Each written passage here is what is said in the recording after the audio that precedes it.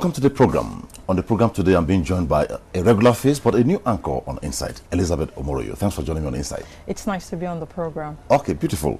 On the program today, we'll be looking at community policing, not the concept, but what model will best work for Nigeria, not a situation where maybe we adopt a model from somewhere and in an attempt to domesticate it, it becomes a problem.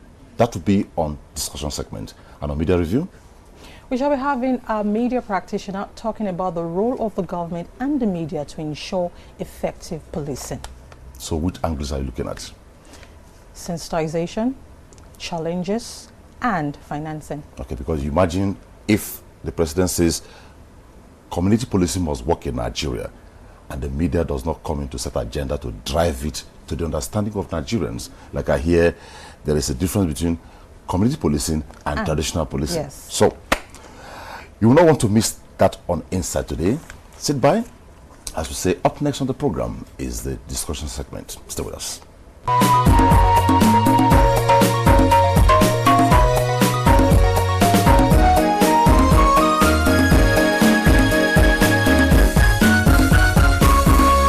When you talk about the criminal justice system and the law enforcement, they look universal, but there are clear-cut differences globally.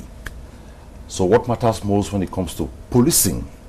Policing is a common phenomenon in the world, but structure, organization, the practice and policies differs. So our conversation on discussion segment on Insight today will be looking at, now that Mr. President has said community policing, which has always been there, but they are saying, look, let me give it a teeth to bite. What model can best drive community policing in Nigeria? That's the focus on the program today. I have two gentlemen. Chief Micheal Ajayi, political analyst and public affairs commentator. Thanks for joining me on Insight. Thank you, and thank you for having me. Peter Ademu-Eteh, public relations consultant and the managing director of Enentis Communications. Thanks for joining us. It's my pleasure. Well, it's no more news that the community policing has been given the enablement, even if by popular analysis it has existed, but it has been given the drive now to properly bite where it should bite. But which model best fits it? Talking about domestication, your institution where maybe we want to adopt the British model, the Canadian model, the American model, and it does not fit.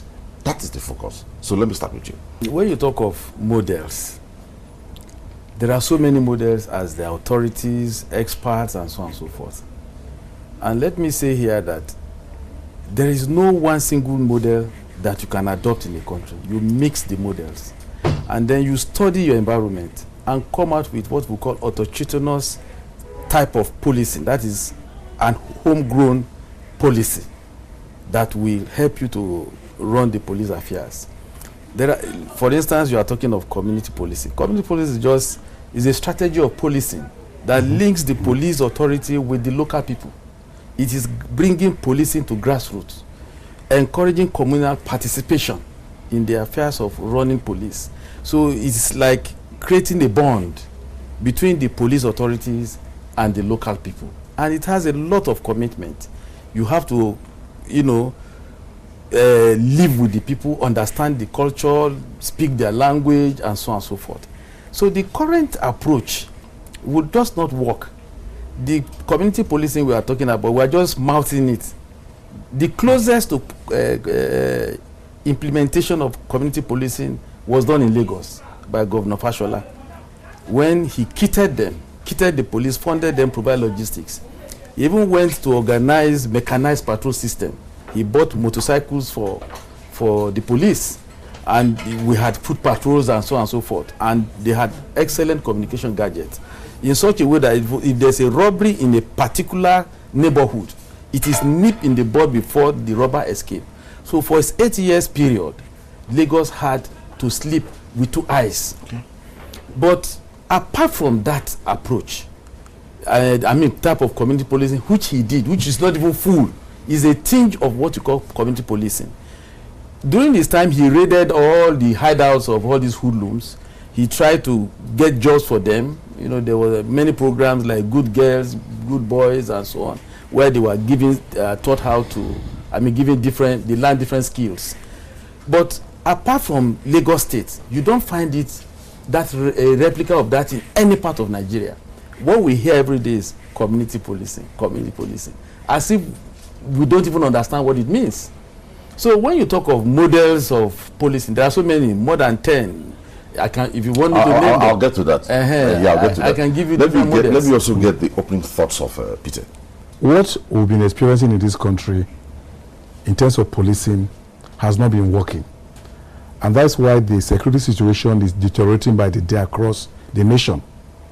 And I'm happy that Mr. President has noticed that what he met and what he has experimented with in the past 4 years is not yielding results.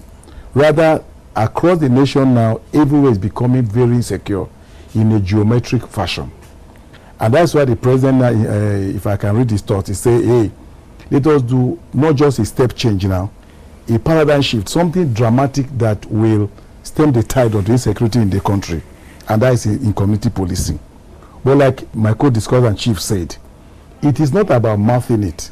Because community policing, if you look at the origins, in the 60s in the US, all those riots and challenges and police reacting with brute force and that kind of use of maximum force alienated people from the police. So the idea now is that, okay, let there be a partnership, a collaboration. After all, security is everybody's business. It's not a do-alone thing. The police now is accepting that, look, we cannot do it alone. Hey, members of the community, the municipal councils, a non-governmental organization, even the media, even the business community, everybody joins hand to say, okay, look, what can we do? And let's do it this way. And mostly it was based on this SARA acronym, where you're talking of scanning, you're talking of analysis, you're talking of response, you're talking of assessment, and you make it integrated. But like Chief has pointed out, it is not about mouthing it. Now, in doing community policing, you need a lot of decentralization of authority structure. Exactly. It is not the current arrangement now where everything is centralized in Abuja. And the assumption is that one cap fits all. The one cap fits all approach that is now, we have to change. To do correct community policing, even the structure of police now, the command and control structure now will have to change.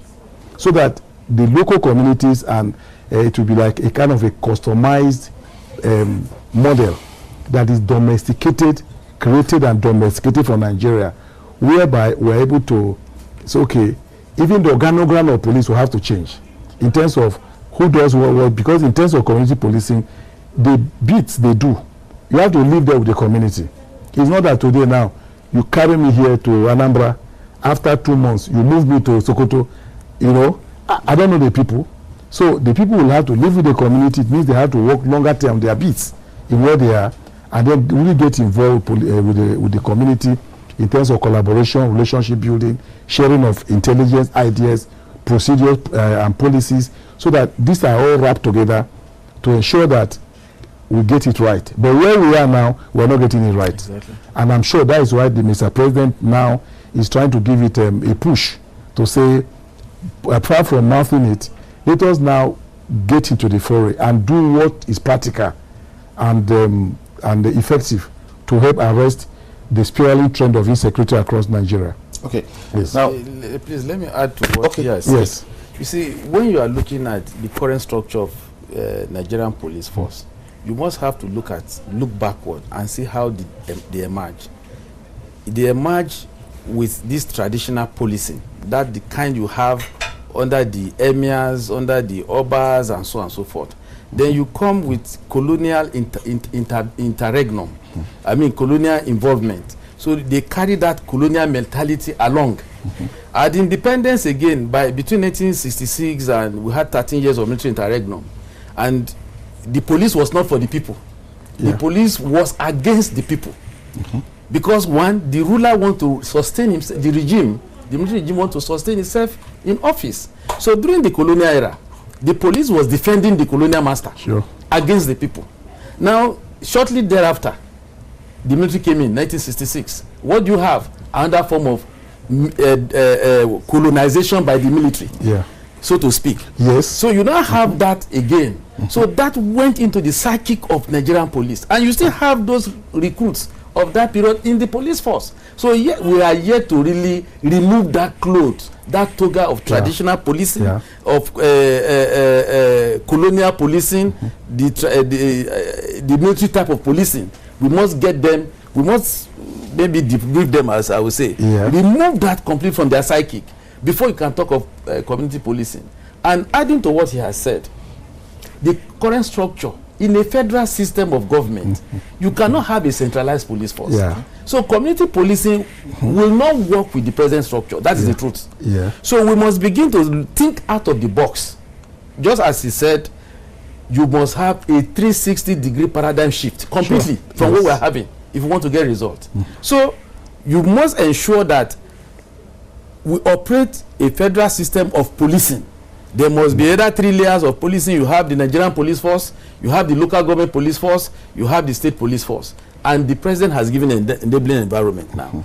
Funds are to be disbursed directly to the local government. So if we cannot have local government police, we can also have state police, side by side, working in tandem with the central policing system we have.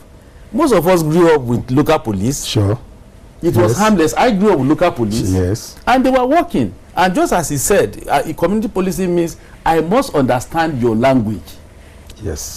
Let me give you a pedestrian example. You go to a police station. You want to indent a case.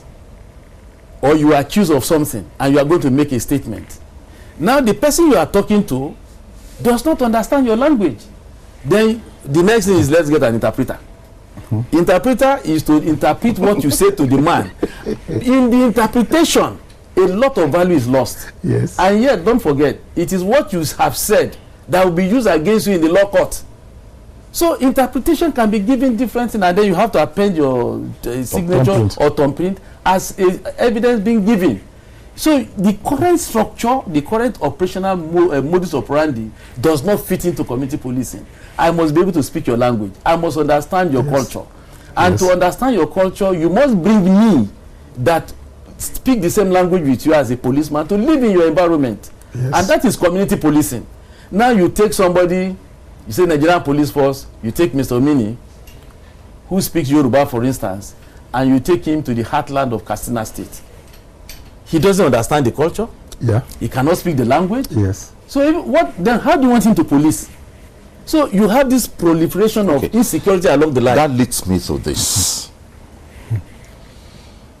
The United States Department of Justice estimates that there are approximately 17,000 different police forces within the United States. That makes the United States perhaps the most decentralized country in the world with regards to policing. Now, we have given our open thoughts. Nigerians are listening to us. So our point of concern here is what model will work, because security experts have given, security consultants have come up with all sorts of models. But if you look at the models, you now ask the question, if for instance you're bringing a Canadian model, an Egyptian model, an Indian model, an Indonesian model, and in trying to apply it in Nigeria, you cannot domesticate it. How will it work? I'll leave it to you. You see, just as I said in my opening remark, you cannot adopt a single model. It is agreed worldwide. All countries of the world adopt community policing. But then when you are adopting it, you have to structure it to your own environment. So can you give us some ideas? No, well, the idea is that community policing is, just as I said earlier. Peter has said that police is everybody's business. Of course. And that's why deliberately we did not bring security experts to this program. Both of you have your security mind and you can analyze security well. So let us get it from the two of you. So give us an idea. Yes, the model, we have even, both of us have even said somehow the model that we should adopt. Of course, yes. And the model is, if you are adopting community policing, which the president has ably proposed, then we must disorganize the present structure, decentralization of the present police structure. Then secondly, we must go into making sure that we have multi-layer policing system. That is, you have the central police, and then you have other state or local government police. We are now talking of an admixture of models now, and making it traditional. People run away from the fact that they tell you that, oh, the state will abuse it, the state governor will abuse it, and so on and so forth. But is the federal government abusing the police too? The federal government does. You can talk of the case of Ngige in old Anambra State, who was removed by an AIG or Commissioner of Police. That's an example. During the Second Republic, Jim Ugowodo was coming to Lagos from Anambra State, and his outriders were arrested in Lagos. That's an abuse. So you have, what of Amechi in River State? He was, his security men were removed from him. So federal government too abuses police, the use of police. But what you now have is constitutional arrangement that will specify the operational relationship between the central policing and the state police. So that so if you are talking of models, you cannot have one single model in any country. Okay. What you have is an admixture of models, and then you make sure that it fits into your system, it fits into your shoes. And first of all, there must be constitutional amendment. Sure. So that you have local government police or state police. The population of police today, if I'm right, is between 300,000 to 400,000. And 1/3 of this population is guiding the elite of the society. The wife of a senator, a member of House of Rep and his wife. Even thugs, established thugs, even have police attached to them. Yes. Now you have touched briefly where I wanted to go. We have always had the Police Community Relations Committee in place. As we speak, we have them all over 774 local government areas. I'm a member of, it doesn't work. Good. All over all the police divisions, and you have a national coordinator, and I'm sure even at the force headquarters you have someone who coordinates the entire Police Community Relations Committees. Yes. Beautiful. So, as it is now, if we say amend the present command structure of the Nigerian police, what's your mind? Thank you, Mini. See, let me just make some comments on what Chief said. I'm aligning myself with this. The truth of the matter is that we have been so afraid of community policing. Oh, the governors will misuse them. Look at this situation now. Everywhere in this country now, who is safe now? Nobody. Okay, even if governor abuses state police 2-3 times in a year, and I have security 24 hours in my house, I mean, we are comparing, making choices now as may be. But have we really made up our mind? In fact, it is the elite that are afraid of community policing. It is not the ordinary man like us. But now the president has said, let it work. Fine. Now, back to your question now. Going to implement the community policing, like Chief has said, will require constitutional amendment.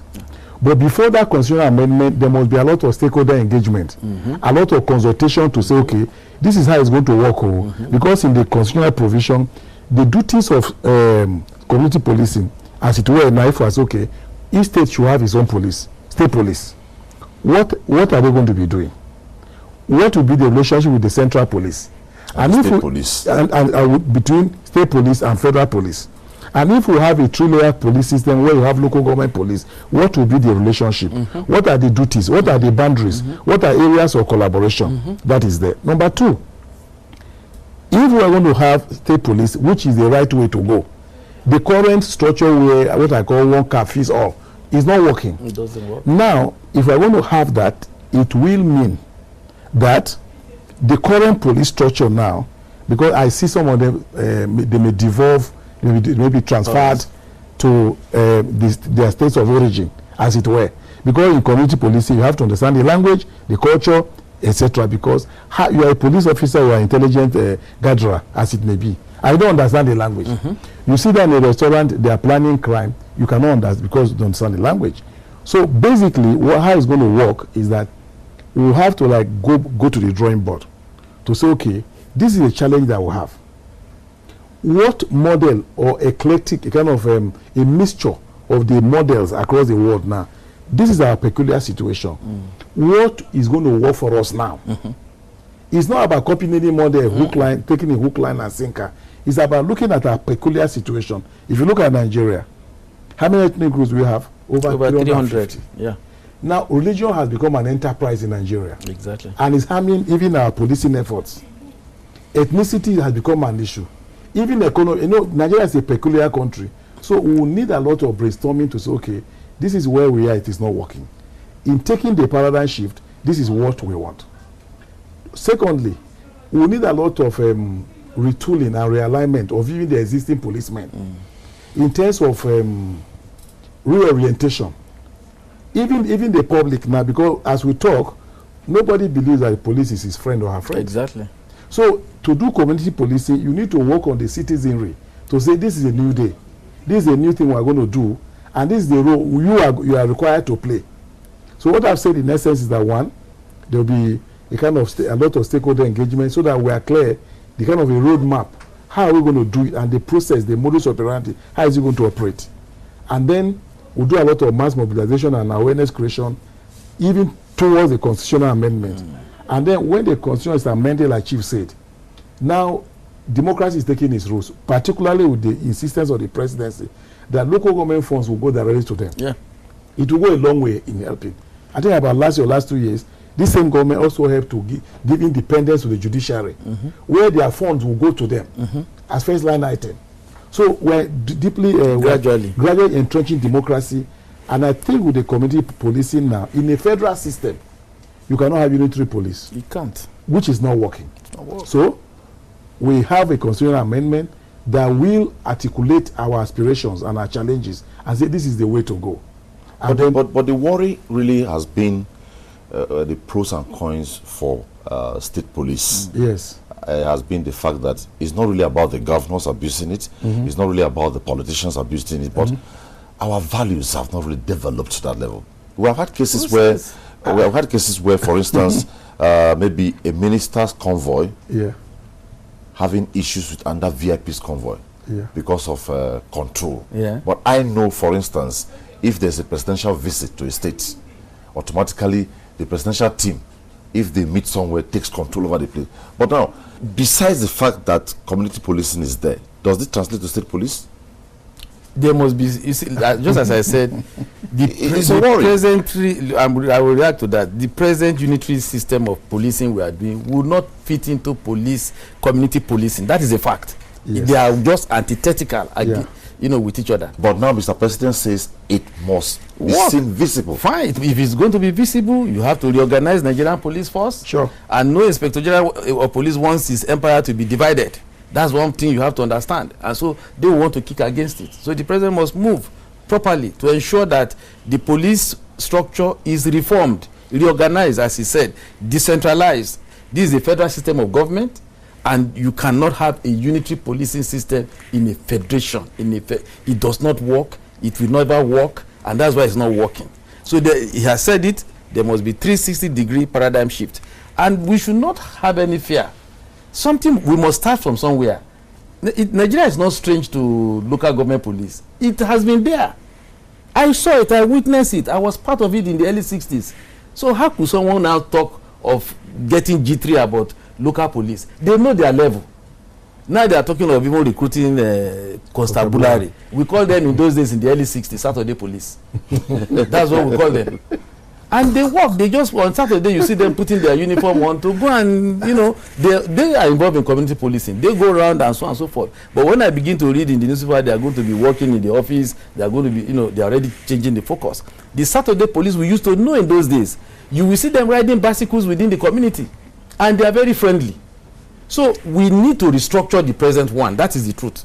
And if the president wants it to work, as I know he wants it to work, we must restructure, we must decentralize. We must organize a federal system of policing, that creates allowance for 2 levels, state police, federal police. And then there's going to be operational relationship. Don't forget there's the judiciary. Where there's an abuse, you go to the court. Yes. To straighten things up. We must move, we must develop.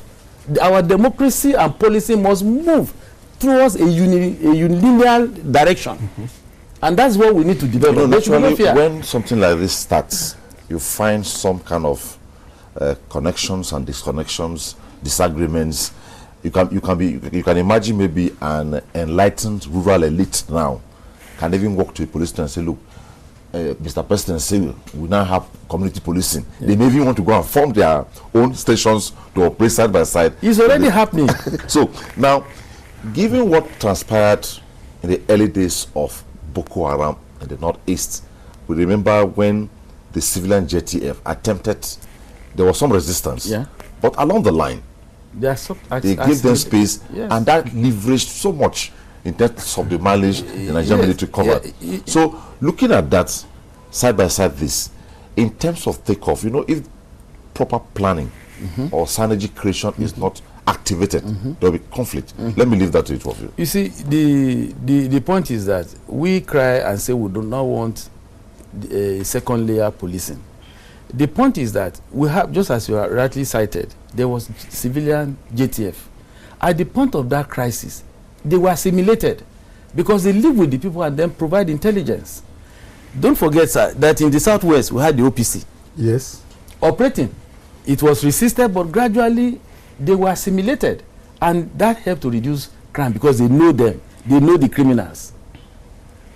In community policing, a policeman will know you by your name in the street. They know the thugs, they know the crooks, they know those who are criminals because they live with them, they eat with them, they know their names. So when you look at it by and large, in the east, we also have another group during the period of, is it Governor Badinoju? There was this group in the Igbo land, Bakassi. Yeah. Bakassi. They operated very well and eliminated criminals. In fact, when you are entering Onitsha Bridge, they will stop you and start looking at you because they know you, they identify you, and they were bringing them out. Although we are against this kind of open justice somehow, yes. But then, if we can tolerate them to some extent, we are now talking of a constitutionally backed second-tier policing. Okay. Okay. Change is always resisted. Yeah. Anywhere, people want to be in their comfort zone, even if they are not comfortable in their they don't want anything new. Number two, as a pragmatist, anything that works is truth. Anything that will take me satisfactorily from point A to point B, that is the truth. Now, what we have now is not working. So anything that community policing that we will do, there is no fear anywhere. Everybody will know his own boundaries in terms of constitutional provision. There will be no conflict. It's like the courts that we have. Are the courts in conflict? No. Okay. Each court has its own That's where I was coming from. Yes, now, okay. Let me view myself as a Nigerian now to say, for community policing to work, it should begin with me, it should begin with you, it should begin with you. Yes. Will I be right? You'll be right. And that's why I was talking about awareness creation. And I'm talking also about what? A new a structure for policing. This one now, a kind of a new organogram of policing, where everyone is told now to say, look, this is what is about to happen, and it has become our business. Up till as I'm talking, security is their business. I don't consider us as my business. Nobody is asking me for my input. I am being harassed. I am driving on the road. You stop me, bring your particulars. Police is checking my vehicle particulars. Road safety is checking my vehicle particulars. Civil defense checking my vehicle particulars. Vigilantes are sometimes even checking it. And I feel harassed and intimidated. But if you come and tell me now to say, oh, this is what we want to do now. All of us now, it is our business. Let's join hands to make it work. And this is how it is going to work. Where, like Chief said, the toga, what the police is wearing now, will be removed from them. Completely. And a new reputation, a new image now. They come in a new uniform, a new garb of saying, look, we are friends. We are brothers, we are sisters. Together now, let us ensure law and order, protection of lives and property. And we sit around the table and we look at we scan the environment. What are the issues? We analyze the issues as, okay, what is the level of response? We do the response, and then we assess, is it working? And it becomes integrated.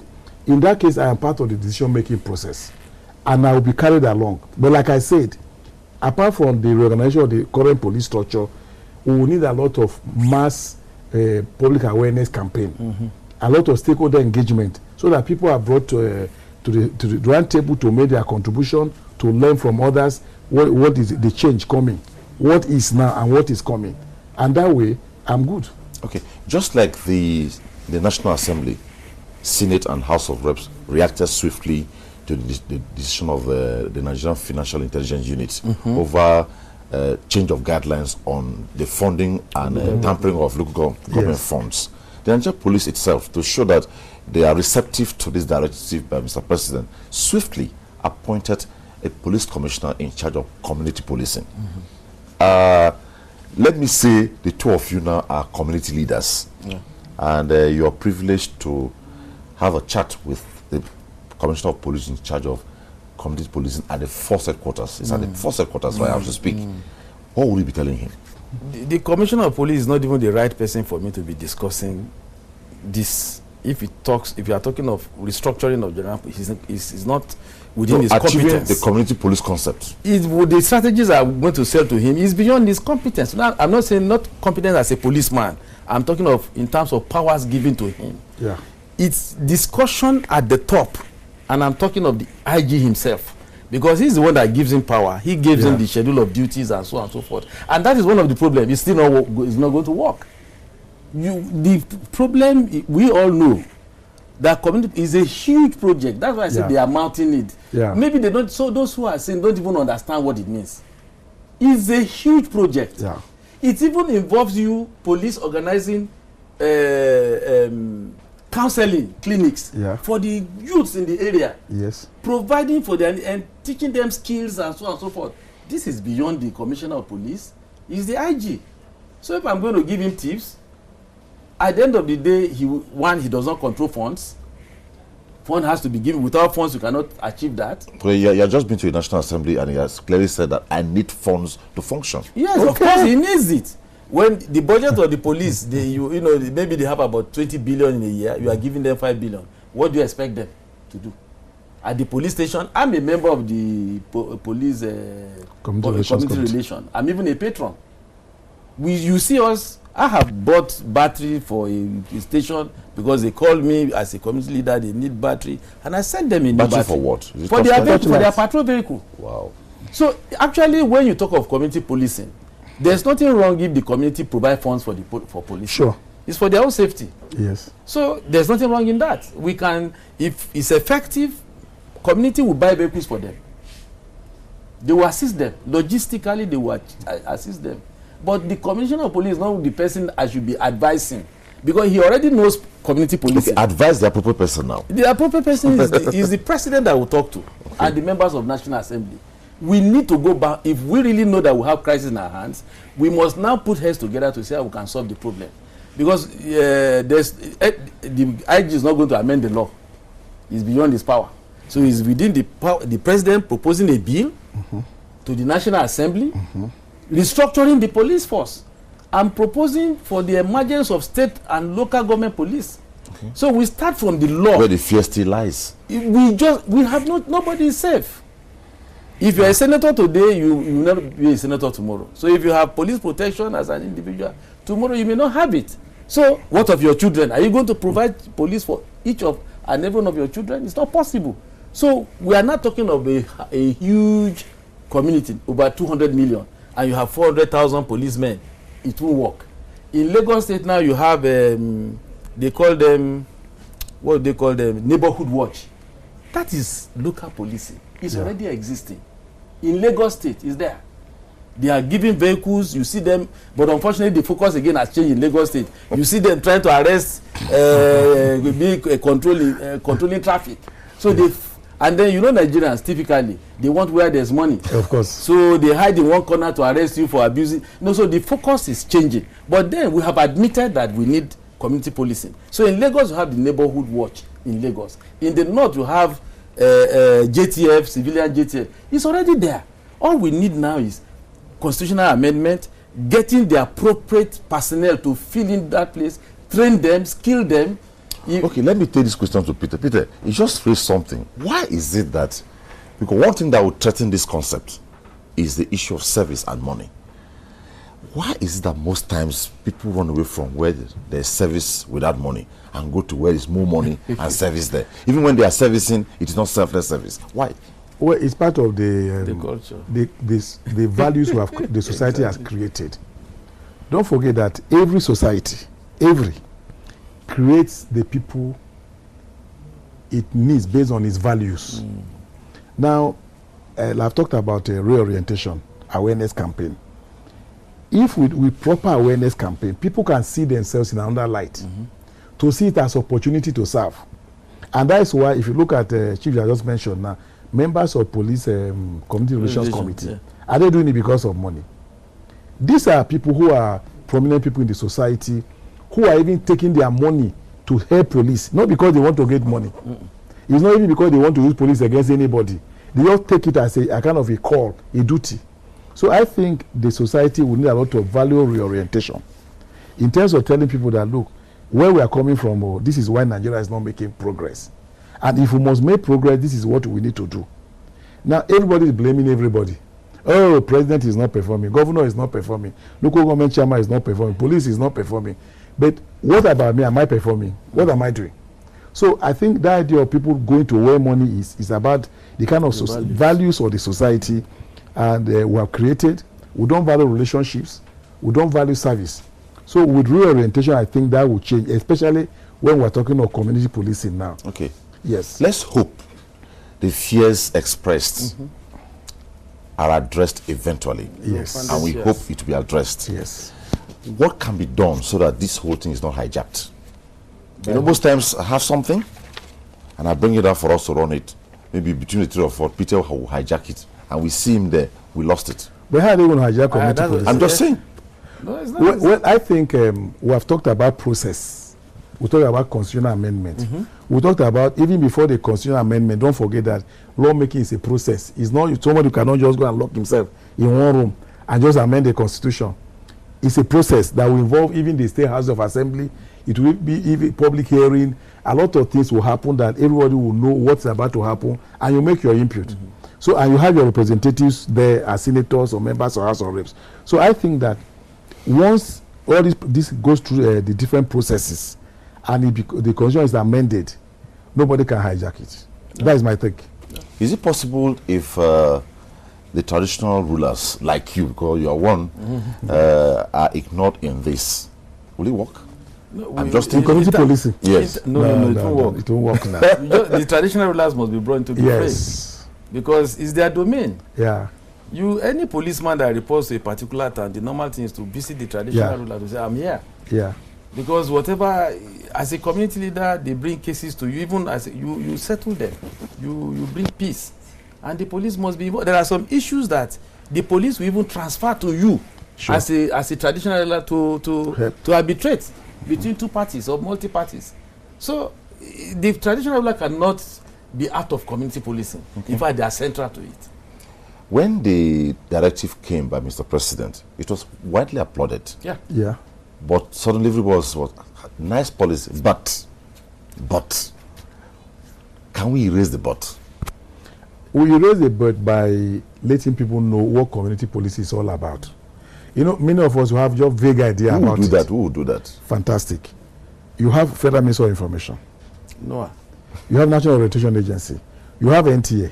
You have FRCN. Even private radio and television stations and newspaper houses, you know, it's part of their corporate social responsibility. You have me.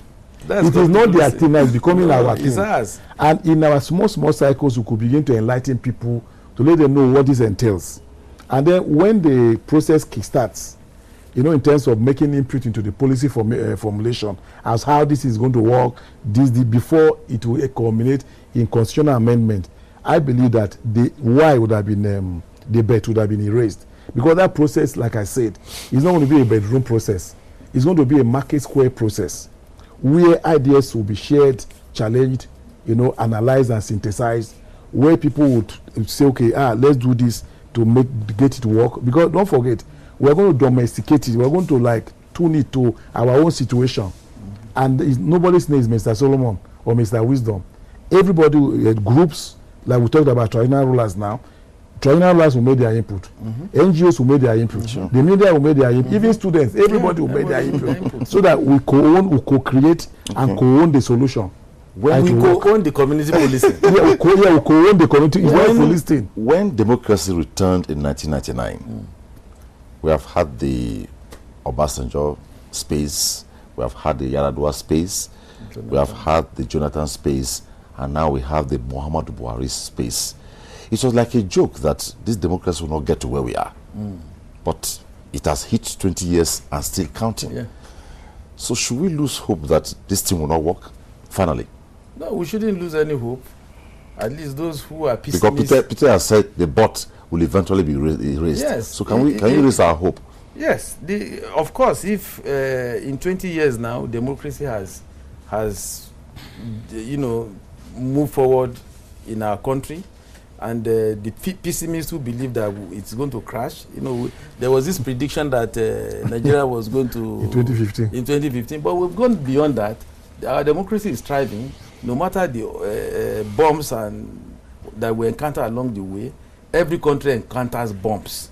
That is how democracy. And when there's a bomb, you must level the bomb and then move forward. So the bot we are talking about, there will always be bot anyway. Okay. But the strategy to erase the bot will also be. Thank you so much, gentlemen. Chief Micheal Ajayi, political analyst and public affairs commentator. It was nice having you on Insight. Thank you very much. And as usual, PT Ademu-Eteh, thanks for being on Insight. Thank you for having me. Okay. Up next on Insight is the media review segment. Don't go away.